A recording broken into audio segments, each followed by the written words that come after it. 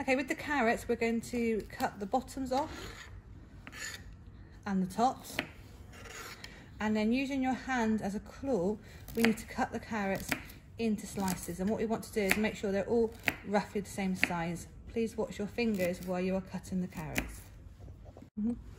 Right, so we repeat the process with the parsnip. You cut the top off and the bottom, and then you cut these up into even sized pieces. When you get to this end, it's a lot chunkier, so you might need to cut that in half. Use your hand as a bridge or as a claw, and then you can cut it into smaller pieces. Right, this is celery here. With the celery, again, like similar vegetables, we cut the top and the bottom off. Now with the celery, you need to go through the middle and cut it into sort of 3 sections. Okay, like so. And then again, we're going to cut it into small pieces. Right, with the onion, we have got the top of the onion and then the root. Now the root is a really important part, so I call it the hairy bottom, because you need to keep the hairy bottom on your onion. So using your hand as a bridge, we're going to cut through the onion, like so. So we have 2 hairy bottoms on both sides. What we then do is cut the top off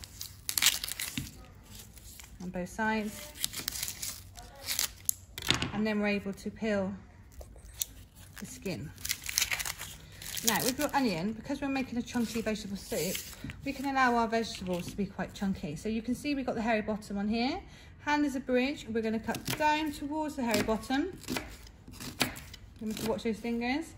Turn your onion around the other way, still grip and hold tight, and then we're going to cut down through this so we've got nice chunky pieces of onion, and then the hairy bottom bit can get thrown away afterwards. Right, with the leek, we need to cut the bottom off and we cut the top off. Now you can tell with the leek that the outside, it's usually quite old, so we want to take that one off. Okay, it tends to look a little bit of different colour, so we take the outside off to make it nice and fresh underneath. We're going to cut it in half, and we're going to cut it in half again. It makes it more manageable. Then you put it face down on the chopping board, and we're going to cut it into half moons. So remember, it's cut it in half so it's not so big, then in half again. Place the flat side down on the chopping board, hand as a bridge, and cut into the half moons. Okay, with the potato, and this is probably going to be your hardest one because the vegetable's a lot firmer to cut through. So I've peeled the potato, and now what I'm going to do is cut it into sort of chunky slices, like so. Okay, so we've got a chunky slice. And then I'm going to cut it so it looks like chips. Okay, so I've cut each thing into 3s, and then I'm going to cut through to make it into chunky pieces of potato. I'll show you that again.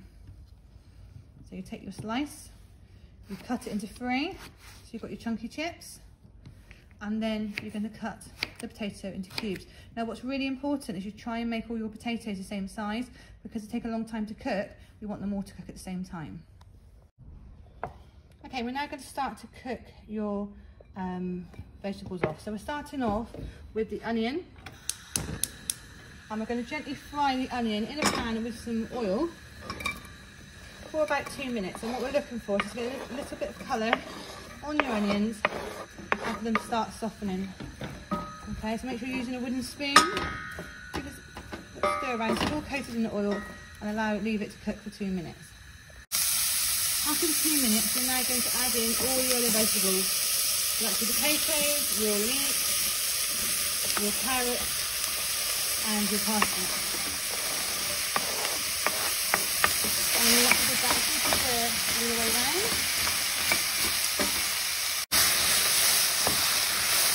Right, now that's been cooking for a few minutes, you'll start to notice it softens down and it starts to add colour. What we're going to do now is we're going to add in our boiling hot water. And as you can hear, it sizzles nicely. We're also going to add in a vegetable stock cube that you might need to break up into small pieces. Okay, that will add flavour to your soup. You need to stir that in to make sure that it all dissolves. And then we're going to add in some pepper, some mixed herbs,